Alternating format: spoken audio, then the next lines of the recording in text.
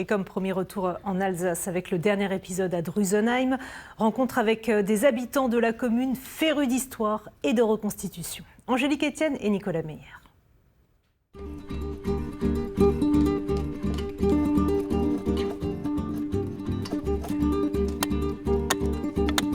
Dernier jour de découverte à Drusenheim. Pour cet ultime épisode d'un lieu des histoires, nous allons faire un bond dans le passé à la découverte d'un village médiéval reconstitué par des passionnés d'histoire.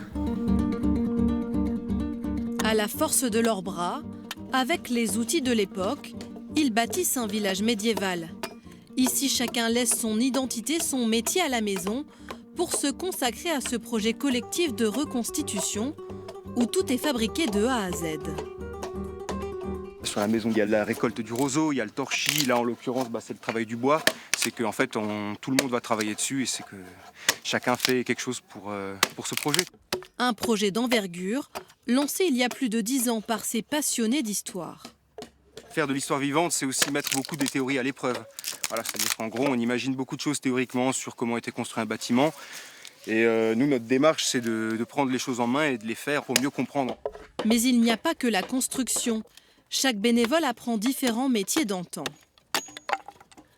C'est un petit peu tous les domaines de la vie quotidienne à l'époque. Donc ici, vous voyez des ustensiles de cuisine qui sont reconstitués, reproduits par les forgerons. On cuisine vraiment dans ces chaudrons. De l'immersion jusqu'au combat.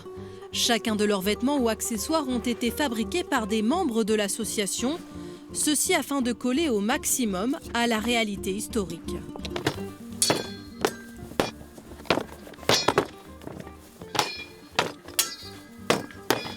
Une soixantaine de personnes font maintenant vivre le village, comme Hilda, cette jeune maman, s'occupe des animaux et tisse la laine des moutons.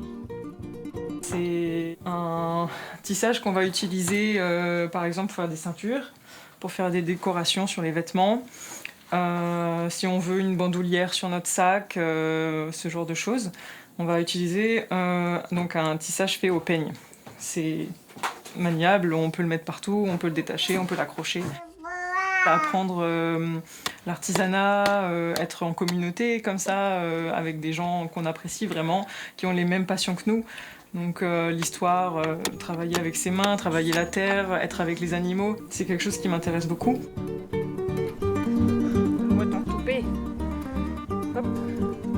L'objectif de l'association, c'est de bientôt pouvoir vous accueillir ici et de faire de ce lieu un musée vivant. En attendant, je vous souhaite une bonne soirée et vous dis à bientôt pour de nouvelles découvertes.